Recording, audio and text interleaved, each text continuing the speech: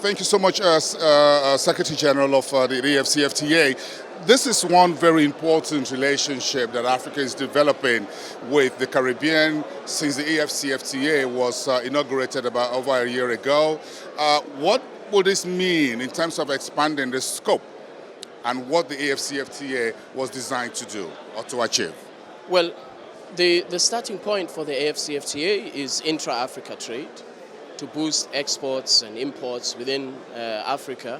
However, what is clear is that where there is export capacity in Africa, that export capacity can reach the Caribbean as well as import capacity. So really the Afcfta is a baseline for us to explore and consider trade relations with other parts of the world, particularly the Caribbean. I think the African continent has a lot to offer to the Caribbean.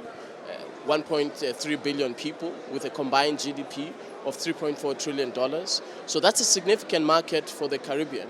The Caribbean offers also a lot for the African continent from an export diversification point of view, export markets diversification. We don't want to rely only on North America or only on Europe or China. We want to look at other markets as well. So this is a very, very good starting point to explore a trade and investment relationship between the African continent and the Caribbean in a way that is formalized and structured.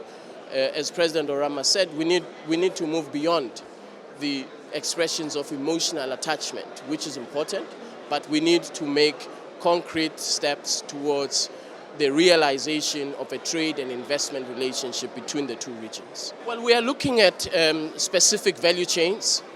We are looking, for example, at pharmaceuticals. We are looking at, as you may have heard, the agricultural sector, as well as the services sector, air connectivity, the area of transport and logistics, financial services. All of these are very critical areas of Africa's services economy, as well as the Caribbean services economy. So it's a start of a very, very important dialogue on how do we formalize our trade relationship with the Caribbean. We have achieved significant progress in rules of origin.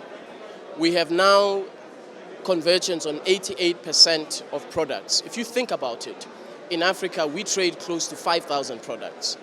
Before the Afcfta came into being, we were trading the same products using different local content, different rules of origin, and that has been constraining investment. We now are in a position where in 88% of products that are traded in Africa, there's a single rule for trade and investment. So we've achieved that. As you know, we launched the Pan-African Payments and Settlement System in January this year with Afcfta. We have also launched the Afcfta tariff book, so you can get on our website and you will be able to see which products are being traded, under what preferential treatment, what are the rules of origin that are applicable.